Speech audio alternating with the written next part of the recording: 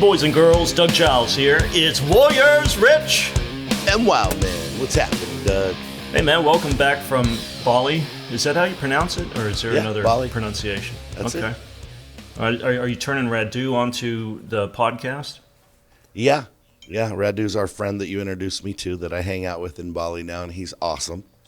And he checks it out. He's a Romanian who got his American citizenship and now lives in Bali, and he's hardcore conservative, patriotic American. It's pretty awesome.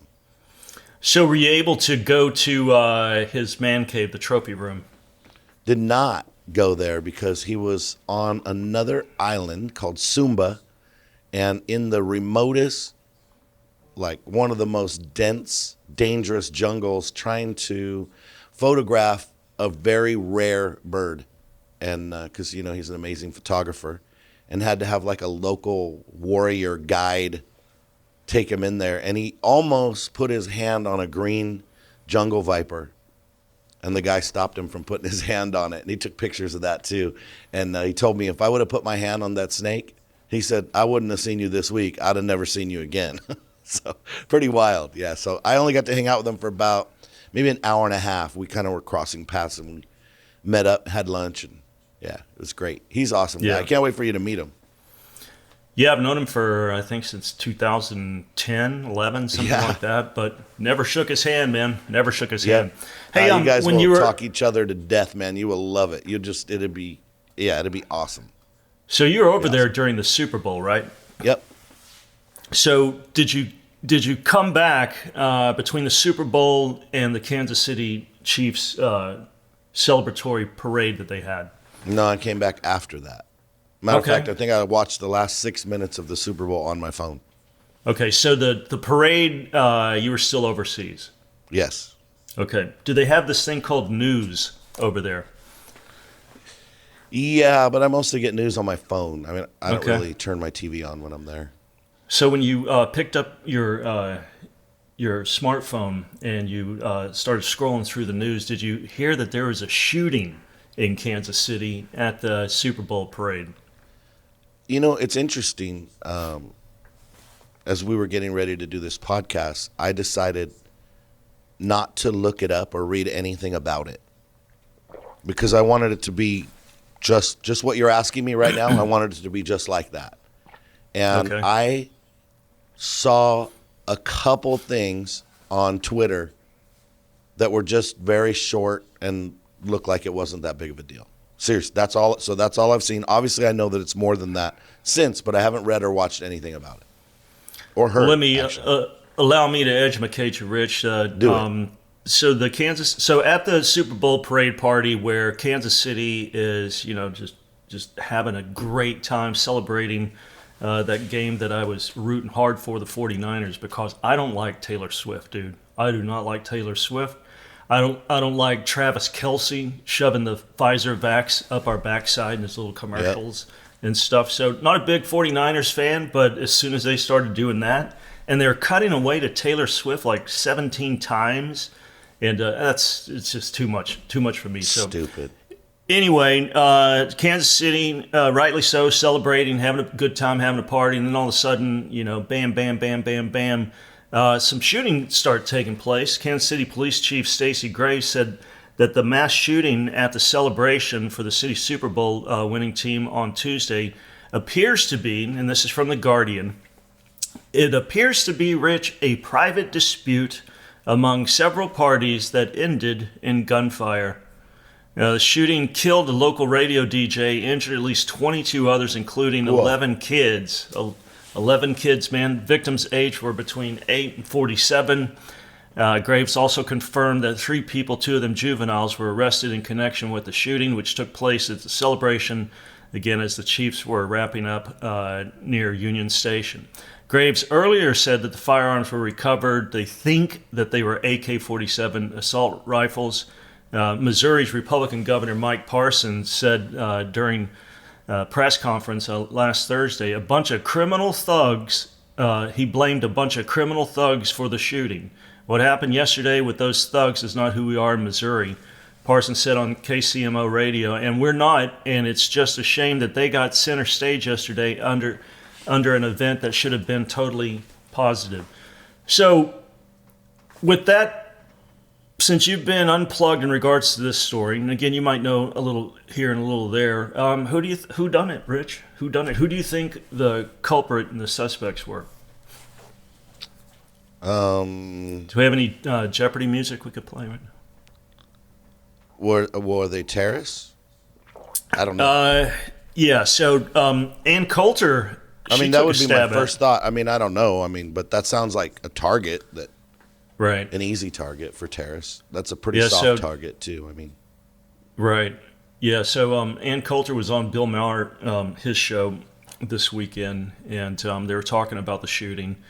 And Maher asked the crowd, who do you think done it? Asked Coulter who did it. And she said, well, it wasn't a white guy, because if it was a white guy, they would tell you immediately. And Van Jones is sitting next to her, and he's just looking at her like, oh, man, you just jumped the shark, man. And I think first of all, she's dead on. It wasn't a white guy. It was two black guys. And I've just watched over the years, man, since we've been covering all the stuff at ClashDaily.com, that when these mass shootings occur, it's usually, I've seen them do it with Hispanic people. I mean, you got this Mexican over there, and it's like, it's like a white male. It's like, he's not white. That's Ricky Ricardo from the Lucy Show. That's not some cracker. And, all during the invasion, the big Muslim migration of Western and Southern Europe, the terrorist attacks that occurred, in Belgium and also in the UK. When the terrorists would do it, Rich, they would say, an Asian man. It's like, Asian? You mean like Jackie Chan?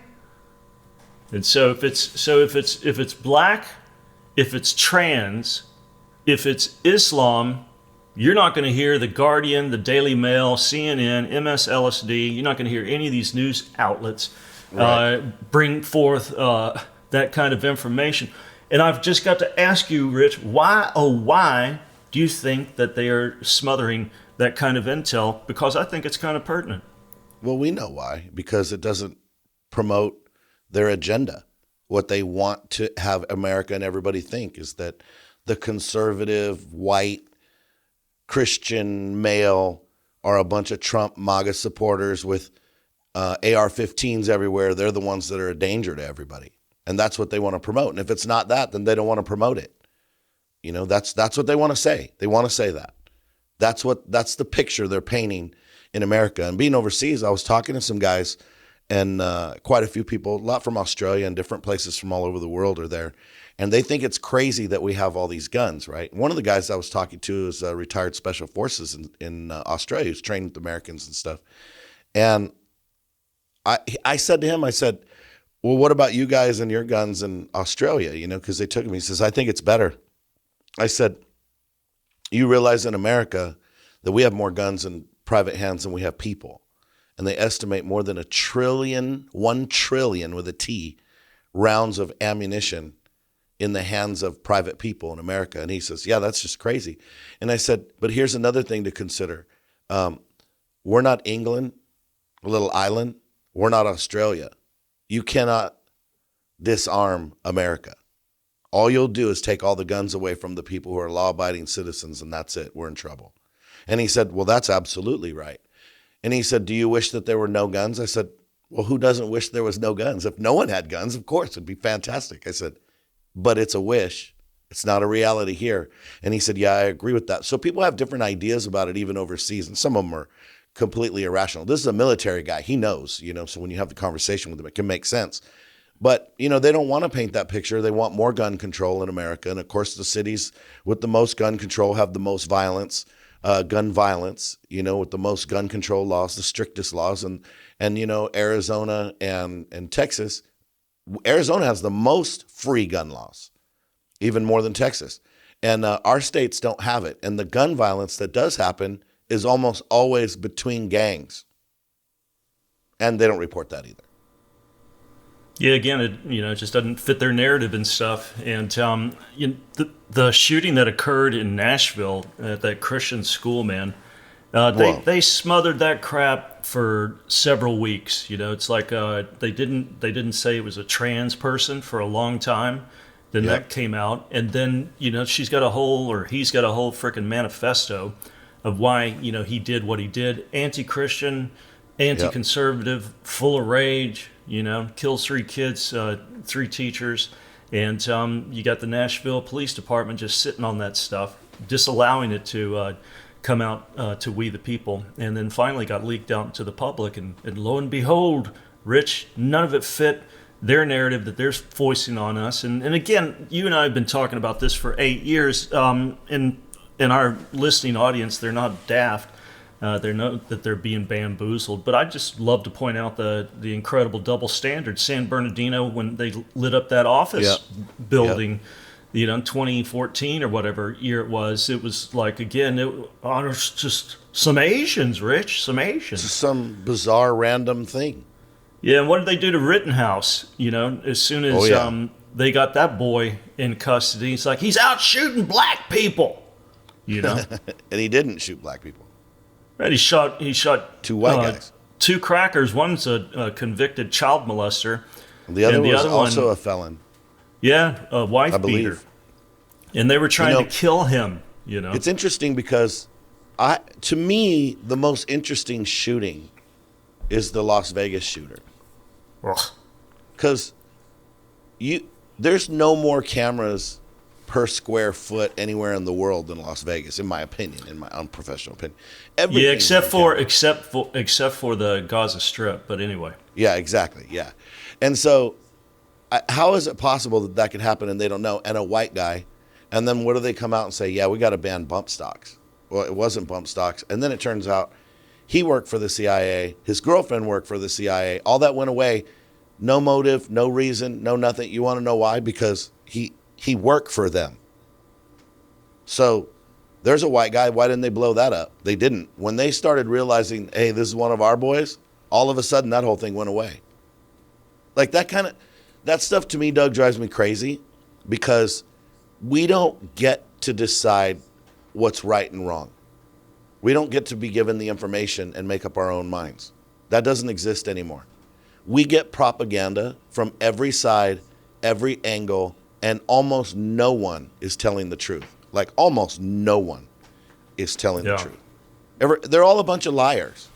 And even conservative news groups, most of them are just speaking to their base, trying to say what they need to say to get paid too. I mean, to me, it's all trash. I don't believe any of them.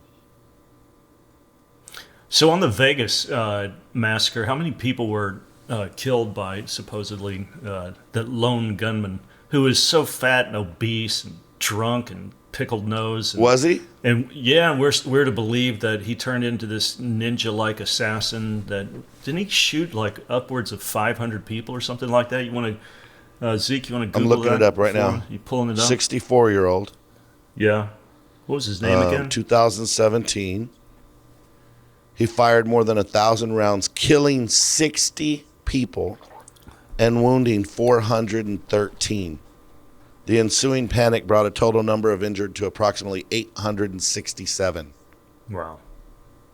And then he died of a self-inflicted gunshot wound. Sure. Twice to the back of his head. And did you see? Not really. Exactly.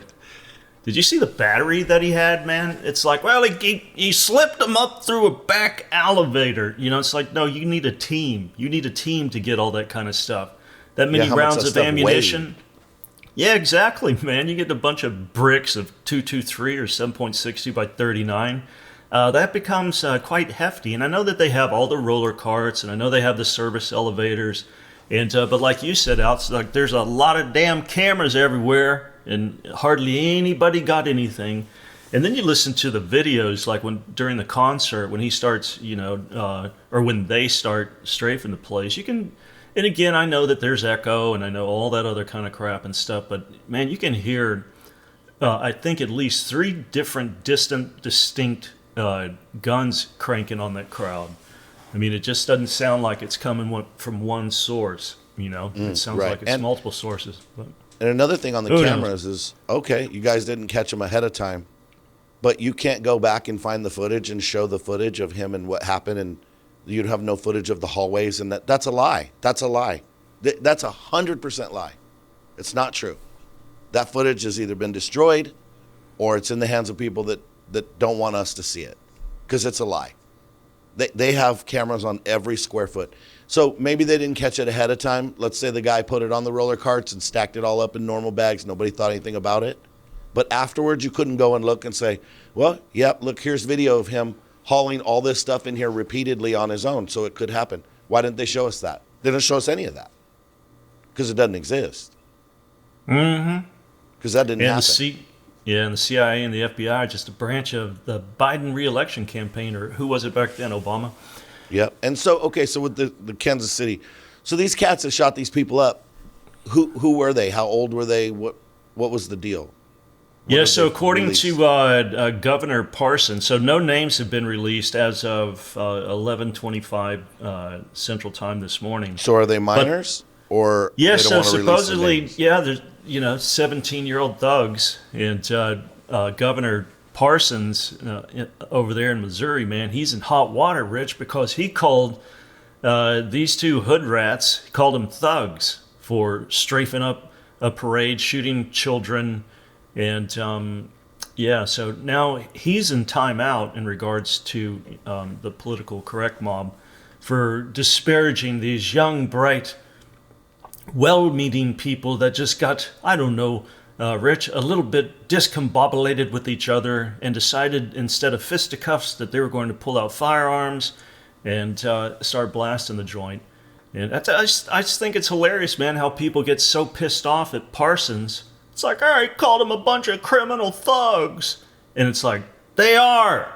Well, yeah, I have Oxford Dictionary here. It says pull it up, bro. A violent... Isn't it an Indian word? Yeah, it is actually, too, historical. But it's a violent, aggressive person, especially one who is a criminal. So why doesn't that apply to somebody who shoots up a crowd of people? Like, it absolutely is. And then historical, a member of a group or organization of robbers and assassins in India who waylaid and strangled their victims, usually travelers, and stole their belongings. And it was suppressed by the British. They were suppressed by the British in the 1830s. So that's a historical, that's the etymology, remember, because I sent you a joke, so I'll switch those words up, of the word. But yeah, it's a violent, aggressive person, especially one who's a criminal. So how can you not call them a thug? That is the exact word. That is a correct word. That is the descriptive word. Because everybody thinks, that's racist. Hey, you know what he should have said? Numbnuts. There's white thugs. There's alleged Latino thugs. Right. Alleged thugs.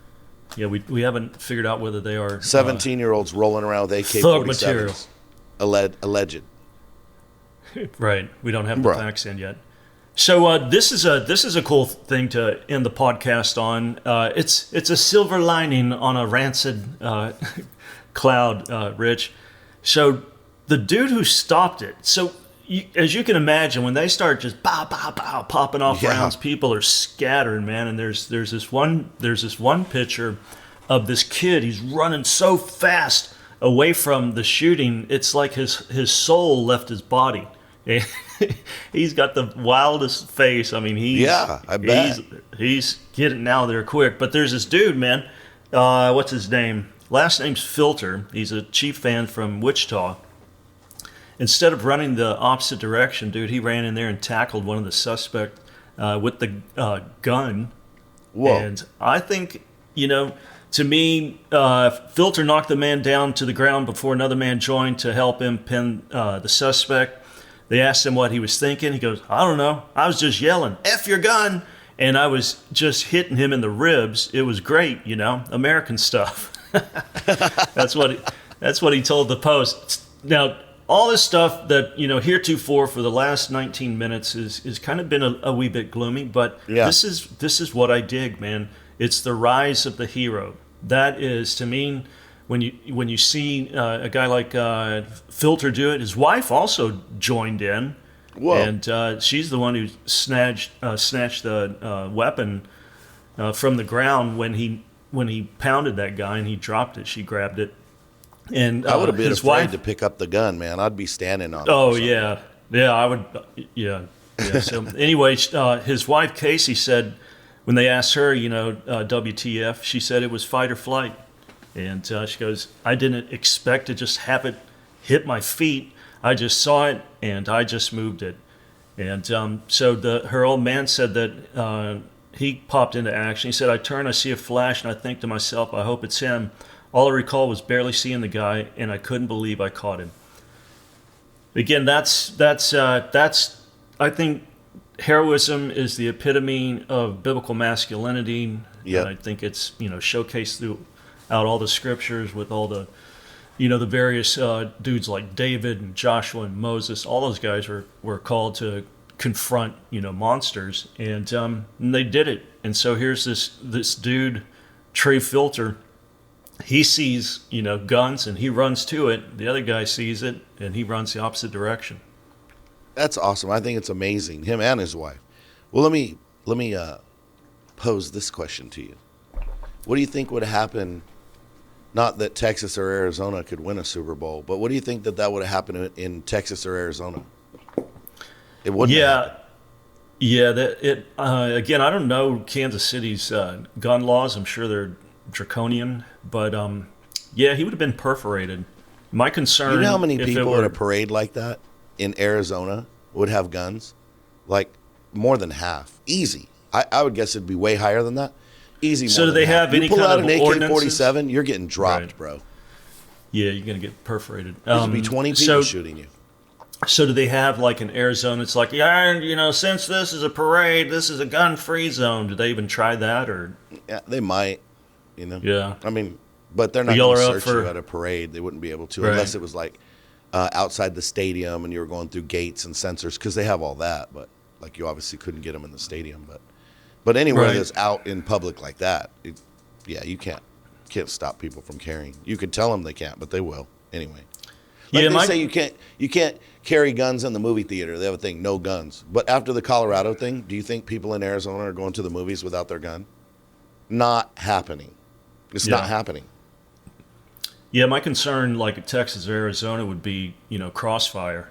And, because you ought to see how, that place was packed, man. It looked like a Japanese morning train. Well, that's the dangerous thing, right? Is untrained people with guns. But, man, if you're in a movie theater and a guy's walking down each of the row and the people are crawling around and he's just blasting them with an AR, it'd sure be nice to be down on one knee in one of those rows shooting back.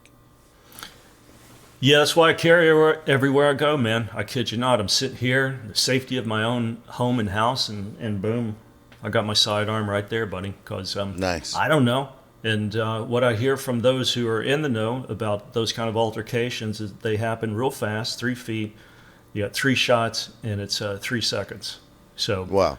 I don't want to be scrambling at 61, trying to, find my pistol and then go over to this closet and get the magazine and then go over to this lock box and start, jamming rounds into the magazine. Nope, it's loaded, it's live, and it's right here with me. It's my best friend. Funny you Rich, say that. If I don't have it, I feel naked, buddy. It's funny you say that because I was thinking one day at my house, I was thinking, man, my AR's in my bag. I don't have to go over there and look at it. And I realized that it would probably have taken me at least 2 minutes to get it out and get it ready. And I thought, well, that didn't even make any sense. That should be locked up in a safe if it's going to be like that. Doesn't even make any sense. It's useless, So, I pulled it out of the bag, set it down against the wall, put a magazine in it, and laid 3 full magazines right next to it. Now it's from dead sleep, probably stumbling over there 5 to 8 seconds without trying. It's like right there. And so that's more reasonable. My pistol's right there. If I don't have my gun with me, I always have my knife with me. And I know a knife's not, it's not good against a gun, but it's quiet. Hey, Doug, I got a question for you about knives. So do you think it's more terrifying to fight somebody with a knife who is very skilled, or somebody who has a knife who's not skilled but highly motivated? Yeah. I'm going to go with the skilled guy. I told a guy one time, I said, see this knife right here? I'm not good with it. By the time they find you, they're going to say, whoever killed this guy is the worst killer we've ever seen. That definitely took all day. You're still going to die. Yeah. So when my daughters, man, when they were like 8 and 10, it's like, what can I get my kiddos for Christmas? So we got a throwing knife set, and they were on the third floor landing in our condo down in Miami. They had the silhouette cork board, shaped as a human, and it was about, I don't know, about a 10, 15-foot throw, and just whack. And they were playing with knives when they were wee little chicas and stuff. And then once they started training with the Gracies and the Valenti brothers, they had a whole class, Rich, of ongoing training with knives, how to extract them and how to, I don't know, tap a lung with one, something like that. Terrifying. And so they know all that weird kind of jabbing stuff, where they come at you with a knife, and next thing you know, you got blood pouring out of both sides of your bodies, your small intestines hanging out of your stomach cavity. Yeah, it's cool though. But I was talking to this couple the other day. They've got a beautiful daughter, and I was like, "Can she defend herself?" It's like, "Well, no." It's like, "Well, she needs to." Yeah. It's like, "Why are you saying that? You're scaring me." It's like, we've got 22 million. We got 22 million new people here, and we don't know what the hell they're all about. And Right. aside from that, we've got a bunch of rogue snowflakes who stalk and do weird crap and try to duct tape, teenage girls and throw them in the Trans Am to become a rape slave for the next 5 years. And that's a great reason, to do it. But it's really strange. I was watching Tucker Carlson last night, and he was talking about the revolution that occurred in Russia, and I can't even repeat it, but he said during the midst of it, as the buildup was going down, and there was going to be an overthrow of the Romanovs, he said that the bourgeois, the people, they were still going to movies, they were still acting business as usual, and they've got enemies in the street, jackboot Bolsheviks, that are shooting and killing the people that are just like the ones watching the movies and having their little cake and ale and acting like there's nothing going on, and that's America, man. And he said that when he realized, it's a survival mentality, it's weak. I was thinking this part of the podcast might be a little disturbing to some people, but the reality is ugly. It's not what we want it to be. I mean, it just is what it is. And I know people hate that saying. I used to hate that saying, but sometimes it just is what it is. And so I love the saying that it's better to be a warrior in the garden than a gardener in the war. It's better to be prepared and nothing ever happen than not prepared and something happens. I mean, I'm not down with the whole, I'm going to spend my whole life and everything that I do preparing for something that I'm not trying to do all that. I think there's a balance, right? But every person has to figure out what that balance is for themselves. Everybody has to make that decision. It's your choice. I don't choose to spend hours at the gun range every week and doing all that kind of stuff. I do go out and make sure that I'm still proficient, and my wife is proficient with our firearms and safe and know how to employ them and do what you need to do. But I don't want to do that every day, every week. I don't want to sit around dry firing my gun in my house getting ready. I'm not special forces, you know what I mean? But everybody has to decide what that level of preparedness is, and then you have to live with that or not live with it. But it's your choice. But you have to consider it. It would be foolish, like you said, to be sitting in the movie theaters where people are dying in the streets pretending like it's not happening. Everyone has to consider that. You have to consider your family, and you have to determine what a reasonable level of preparedness would be for you and your family. And you have to make that decision. You have to act on it. Yeah, and like you were saying, it's like I'm not a crazy prepper. I don't have a mountain of food. I'm not freezing eggs. I'm well armed. Got fair amount of ammunition, stuff like that, but not crazy. And like you said, I'm not out the range, every day. So might make me a wuss, make me more vulnerable. But I've been hunting a lot, Rich, for the last 50 plus years. So I know where to put that round in order to cause whomever is assaulting us. I know where to put that round effectively. And for those, the people that you said that could be disturbed by this kind of conversation, the Bible tells us, man, that there's a time for everything. And there's a time for peace, and there's a time for war. There's a time to chill. There's a time to, prepare. And we just happened to be living in one of those sucky times because of the church. A weird in particular. time. Yeah, we've been asleep in the light. We traded comfort over duty, and we got hysterically, or not we, a lot of neocons and stuff, and a lot of soccer moms on the left, started getting real pissed off at Trump's mean tweets, and they decided they would get a gentleman, somebody who could reach across the aisle, Rich, and bring us together. And so Reach across the aisle and sniff their kids. right. And so through a rigged election, we get Joe Biden. And this is what happens when fussy little constituents, raise hell about tweets and what Trump said to Billy Bush, on Entertainment Tonight 20 years ago. And so now we have this open border that's a full-on disaster. It's going to take decades unless God does something miraculous to yank these evil SOBs out of our country. And they're not here to pick our oranges. They're like, my name is Julio. I'm from Managua. I want to pick your oranges. No, this guy's named Xing Huang, and he's from China. And the Middle East. They're coming in from the Middle exactly. East. Yeah, and another thing I wanted to point out is that all the firearms and everything that I have, and my mentality is defense. And I think that's most American gun owners. I think there's not very many people out there thinking offense. Like, everyone's safe from me.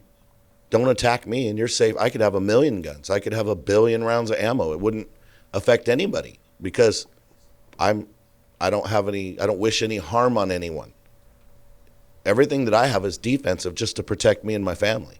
So that's also another thing to factor in. I think that's a huge thing that people don't think about. They think if you have a gun that you're like some gun happy, trigger happy. And pointed that's at not the true. camera. Yeah, that's not true. That's not true. Everybody that I know that has firearms, everything's for defense, to defend their family, self-defense. Yeah. So I think that's important. Yeah, and I don't have, any friends who are, well armed, got a great battery. I don't see them, jamming, the business end of a pistol or a rifle or a shotgun into a camera sideways and putting it on Instagram. Right. Hey, man, aside from being a hero and knocking down potential mass murder, what else does a Warrior and Wildmen listener need to be? They need to go to warriorsandwildmen.com, subscribe. It is free. We'll hit you up with a couple emails a week, let you know what's happening. If you want to support the ministry, if you're getting something good, go to the War Chest. It's tax deductible. When you send your gift, we'll send you the information on that. For those that are doing that, we appreciate you guys, man. Warriors and Wildmen, out.